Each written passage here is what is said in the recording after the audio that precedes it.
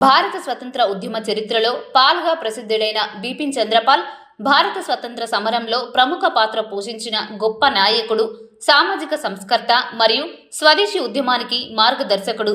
ఆయన జీవితంపై టీశాట్ ప్రత్యేక కథనం. బిపిన్ చంద్రపాల్ 1858 నవంబర్ 7న ప్రస్తుత బంగ్లాదేశ్లోని సిల్హెట్ జిల్లాలో హబీగంజ్లో రామచంద్రపాల్, నారాయణీదేవి దంపతులకు జన్మించారు. బిపిన్ చంద్రపాల్ తన విద్యను కలకత్తాలో పూర్తి చేశారు.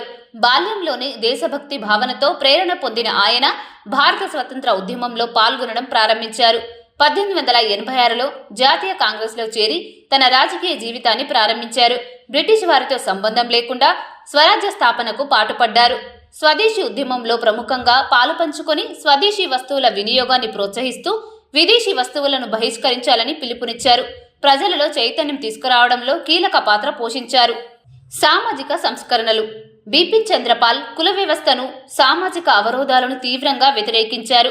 సమాజంలో సాంప్రదాయ మూఢనమ్మకాలపై విమర్శలు చేసి మహిళా విద్యను ప్రోత్సహించారు. స్త్రీల హక్కులకు మద్దతు ఇవ్వడంలో కీలక పాత్ర పోషించి సమానత్వాన్ని స్థాపించేందుకు కృషి చేశారు.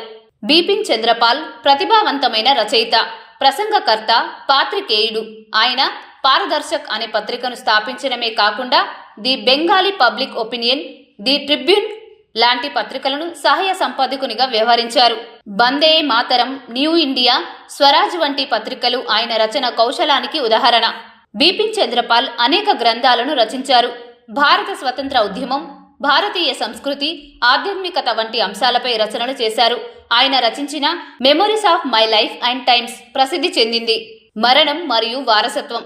బిపిన్ చంద్రపాల్ 1932 మే 20న కలకత్తాలో మరణించారు. ఆయన చైతన్యభరితమైన ప్రసంగాలు, సమాజ సేవ, ప్రజలలో దేశభక్తి ప్రేరేపణలో చేసిన కృషి అపారమైంది. భారత స్వతంత్ర ఉద్యమంలో అతివాద ఆలోచన ధోరణికి పితృ సమానుడిగా గుర్తించబడే బిపిన్ చంద్రపాల్ భారత జాతీయ ఉద్యమ చరిత్రలో అజరామరుడైన నేతగా నిలిచారు.